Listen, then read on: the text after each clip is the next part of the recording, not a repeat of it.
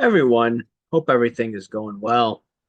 We're going to be talking about Bitcoin again, and the trend is your friend. Now, we all know what I think about Bitcoin long term. It's basically a leveraged NASDAQ play in terms of how it's been trading. Now, I do expect, once again, a blow off top. But before we get that blow off top, some people, if they sell at the correct time, they're going to make a killing. And as long as, their exchange doesn't have issues and they have their money in a bank that's relatively safe, should we have a banking crisis, like those people are going to do well.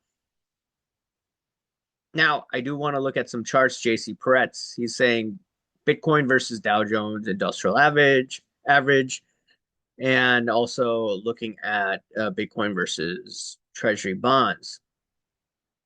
And you could see that it's a basing pattern over here. And, they say the bigger the base, the higher in space. And now it's breaking out. Bitcoin versus all of these other assets. Okay. If you want to look at, once again, Bitcoin versus technology stocks, it's basing. You know what happens? Bigger the base, higher in space.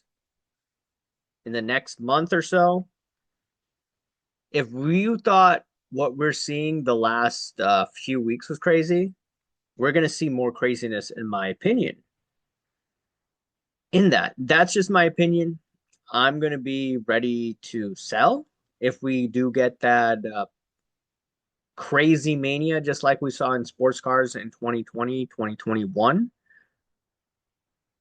I'm trading Coinbase. I'm trading, some other crypto stocks. Now, some of those crypto stocks have not picked up with the pace of 2021. I do believe there will be catch up should Bitcoin go to like 120,000. And today it says it's up 0.39% at 91,379. Meanwhile, the S&P 500 was down 1.32%. Interesting. Now, I do want to look at liquidity, how liquidity is right on the verge of leaving the system. This is the BTFP program. This was basically to save the system in March of 2023 because you have Silicon Valley Bank. Oh, yeah, the liquidity, by the way, is getting close to zero. We're close to $26 billion in this. And the other liquidity, the reverse repos that go into the economy, it's at $172 billion. And if you notice, I look at patterns, okay? You can see that some of these crypto stocks, they bottomed out basically from my memory, a few days before 2023. I was trading in MicroStrategy, Coinbase, and all that. And this was when reverse repos kind of hit this peak. Now we're close to zero. Liquidity has come into the economy, interest rate payments, and all of that. This is a warning sign to me that once this gets very close to zero, all of this excess liquidity is going bye bye. What's going to pump up the system? That's the question out there.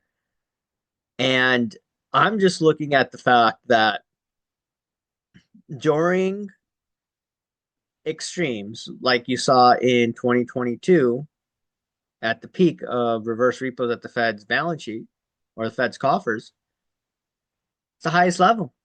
And then all this liquidity is pumping into the system. You need liquidity to pump up crypto. And you see powerful moves at the end, at the peaks of this, in my opinion. So going to zero, that means Bitcoin, in my opinion, going as early as next year. Could see it going down. Stock market, it's given hints that it's not liking, or I mean, it's a correction right now, but it needs liquidity to get pumped up. You don't get that liquidity, well, that will go down as well. I mean, you're starting to see other stocks in the, I don't want to get too much into it, but like the IBB. The IBB was down biotechnology 4.79%. So yeah, it's quite interesting. And one stock that I'm exposed to on the short side, I'm shorting this. I don't know if I'm gonna get out of it, but it's Eli Lilly. So yeah, it is what it is, everyone. So these pharmaceutical companies getting swamped because maybe RFK may be in, and what are they gonna do to these big pharma companies? You tell me. So Bitcoin down, pharma is getting pounded. I don't know for how long. I got rid of my Pfizer put option today. I don't know. You tell me. Anyways, talk to you later. See ya. Bye.